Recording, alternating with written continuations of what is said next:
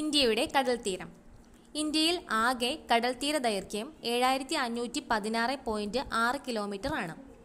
കടൽത്തീരമുള്ള 9 സംസ്ഥാനങ്ങളാണ് ഇന്ത്യയിൽ ഉള്ളത്. ഏതൊക്കെയാണെന്ന് നോക്കാം.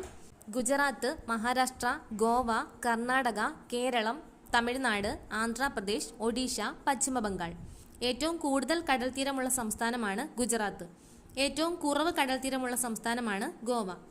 അറബിക്കടലുമായി തീരമുള്ള സംസ്ഥാനങ്ങളുടെ എണ്ണം 5. ഗുജറാത്ത്, മഹാരാഷ്ട്ര, ഗോവ, കർണാടക, കേരളം. ബംഗാൾ ഉൾക്കടലുമായി തീരമുള്ള സംസ്ഥാനങ്ങളുടെ എണ്ണം 4. തമിഴ്നാട്, ആന്ധ്രാപ്രദേശ്, ഒഡീഷ, പശ്ചിമ ബംഗാൾ.